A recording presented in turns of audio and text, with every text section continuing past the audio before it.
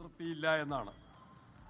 അതിന് പറഞ്ഞ കാരണങ്ങൾ ഹൈക്കോടതി തന്നെ കൂടുതൽ ഉന്നതന്മാർക്ക് ഇതിൽ പങ്കുണ്ട് എന്ന് പറഞ്ഞിട്ടുണ്ട്. ആ ഉന്നതന്മാരിലേക്ക് അന്വേഷണ സംഘം എത്തിയിട്ടില്ല. ആ ഉന്നതന്മാരെ പ്രതി ചേർക്കാൻ കഴിഞ്ഞിട്ടില്ല.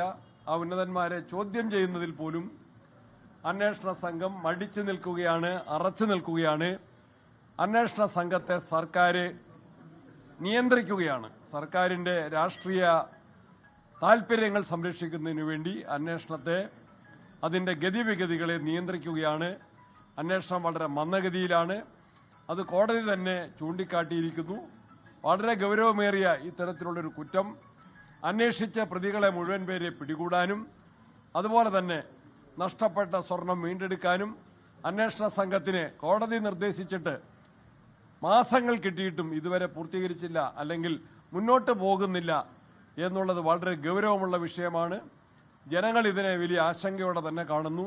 ഹൈക്കോടതി ഇക്കാര്യം കണ്ണു തുറന്ന് കൃത്യമായി വ്യക്തതയോടെ ഫാക്ച്വൽ അനാലിസിസ്, കാര്യങ്ങൾ വസ്തുനിഷ്ഠമായിട്ട് പരിശോധിച്ചുകൊണ്ടുള്ളൊരു ഉത്തരവ് പുറപ്പെടുവിച്ച് അന്വേഷണത്തിലെ അതിർത്തി രേഖപ്പെടുത്തിയത് അങ്ങേയറ്റത്തെ ഗൗരവത്തോടെ ഞങ്ങൾ കാണുകയാണ്. സർക്കാരിന്റെ ഉത്തരവാദിത്തം കൂടുതൽ വർദ്ധിക്കുകയാണ്. കള്ളക്കളികൾ ഒന്നൊന്നായിട്ട് മറ നീക്കി രംഗത്ത് വരികയാണ്. കോടതി മാത്രമാണ് ആശ്വാസം. സർക്കാരിന്റെ നിയന്ത്രണത്തിലാണ് കേരളത്തിലെ ആഭ്യന്തര വകുപ്പ്. കോടതി പ്രത്യേക അന്വേഷണ സംഘത്തെ നിയോഗിച്ചത് തന്നെ KPCC അധ്യക്ഷൻ സണ്ണി ജോസഫ് പ്രതികരിക്കുകയായിരുന്നു. KPCC അധ്യക്ഷൻ സണ്ണി ജോസഫ് അടക്കം പ്രതിപക്ഷം ഈ വിഷയത്തിൽ പത്മകുമാറിന്റെ ശേഷം അന്വേഷണം മന്ദീഭവിക്കുന്നു എന്ന രാഷ്ട്രീയ വിമർശനം ഉന്നയിച്ചതാണ്. ഒരുപക്ഷെ ആ വിമർശനത്തോട് രാഷ്ട്രീയമൊന്നല്ല, ആ വിമർശനത്തോട് ചേർന്ന് നിൽക്കുന്ന ചില ഗുരുതര നിരീക്ഷണങ്ങൾ ഹൈക്കോടതി നടത്തി. അതിനുള്ള പ്രതികരണമാണ് KPCC അധ്യക്ഷൻ സണ്ണി ജോസഫ് നടത്തിയത്.